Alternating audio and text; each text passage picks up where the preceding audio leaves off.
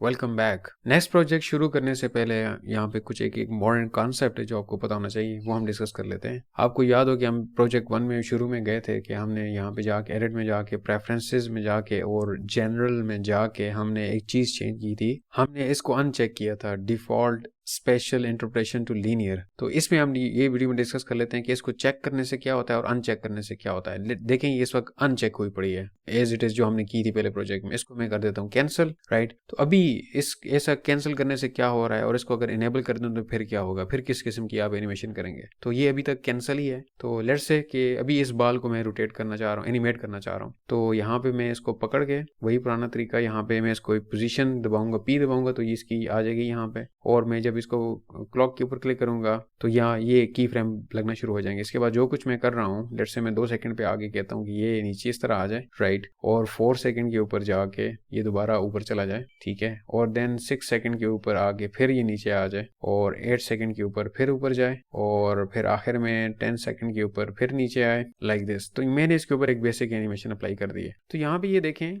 कि ये जो की फ्रेम बने हैं यहाँ पे, ये सर उसमें है बेसिक कर्व्स आ गई हैं हमारे पास, राउंड है, ये बिल्कुल लीनियर नहीं है। अगर मैं इसको यहाँ पे कॉर्नर करना चाहता कि बिल्कुल कोना होता कि यहाँ से आके डायरेक्ट रोटेट ना करता बल्कि एज इट इज ही ऊपर चला जाता कि जिस तरह जाता है इस तरह। तो ये जो सारा कंट्रोल कर रहा है, ये वही वाला ऑप्शन कंट्रोल कर रहा है जो कि हमने चेंज किया हुआ है। लेट्स से इसको मैं अगर यहाँ पे करके इसको प्ले करता हूँ तो फिर क्या होता है,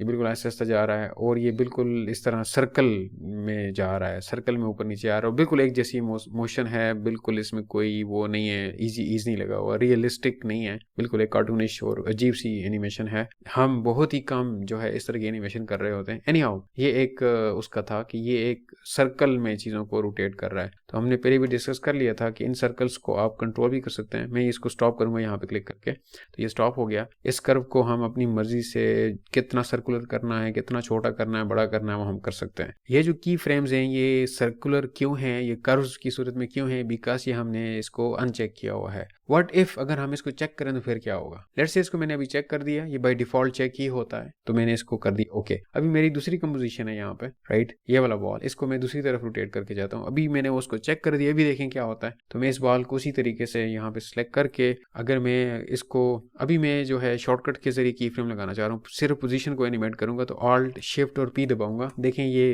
की फ्रेम लगना शुरू हो गए। ये शॉर्टकट कीज है, तो आप जितनी शॉर्टकट की यूज करेंगे उतना बेहतर होगा। तो अभी मैं इसको 2 सेकंड के ऊपर लेके आता हूँ, देन इसको मैं नीचे लेके आता हूँ, राइट। फिर मैं 4 सेकंड के ऊपर लेके जाके इसको ऊपर लेके जाता हूँ, फिर 6 सेकंड के ऊपर जो है फिर नीचे लाता हूँ, 8 सेकंड के ऊपर फिर मैं ऊपर लेके जाता हूँ और 10 सेकंड के ऊपर फिर मैं इसको नीचे लेके आता हूँ। तो अभी देखें इस कंपोजिशन में जो सेटिंग जब ऑन थी तो सारे जितनी भी मेरी मोशन है वो किस तरीके से हो रही है, बिल्कुल स्ट्रेट लाइन में हो रही है। और ये जो कंपोजिशन 1 में जो सेटिंग थी इसमें सारी एनिमेशन कर्व्स की सूरत में हो रही थी। ये वो वाला ऑप्शन है जो कि कंट्रोल कर रहा होता है। अगर आपको पता है कि पूरे प्रोजेक्ट में सारी चीजें कर्व्स की सूरत में होंगी, सारी एनिमेशन, तो आपने उस सेटिंग को डिसेबल करना है। और अगर आप चाहते हैं कि आपको श्योर है, 100% श्योर है कि आपके प्रोजेक्ट में सारी इमोशंस जो हैं वो लीनियर होंगी, तो आपने उस ऑप्शन को इनेबल करना है, उसको ऑन करना है। तो फिर सवाल यहाँ पे ये पैदा होता है कि क्या हम एक प्रोजेक्ट ऐसा है जिसमें हमारी मिक्स्ड है, कभी लीनियर है कभी कर्व वाली है, तो क्या हम इस तरह बार बार ऑप्शन को इनेबल डिसेबल करते रहेंगे या कोई इसका शॉर्टकट भी है।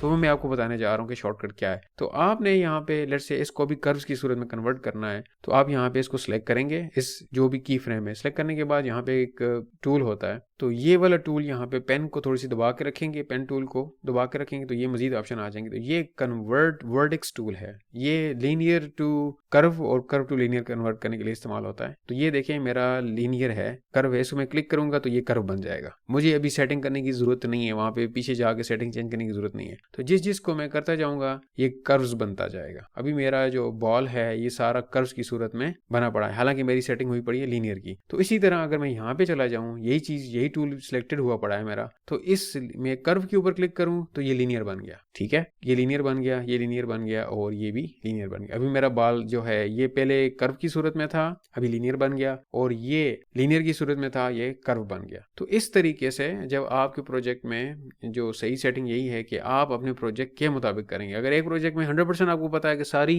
जो कि बहुत कम ही होता है, हाँ बिगिनर लेवल पे हो सकता है, लेकिन जब एडवांस जाते जाएंगे तो कुछ चीज़ों को आप सर्कुलर कर रहे होंगे, रोटेट, और कुछ चीज़ों को कर्व्स बिल्कुल लीनियर कर रहे होंगे, तो वो ऑप्शन वहाँ पे भी अवेलेबल है, लेकिन उसकी शॉर्टकट भी मैंने आपको बता दी है। तो नेक्स्ट प्रोजेक्ट में हम इन्हीं चीज़ों को इस्तेमाल कर रहे होंगे। तो मिलते हैं नेक्स्ट प्रोजेक्ट में। See you in the next project.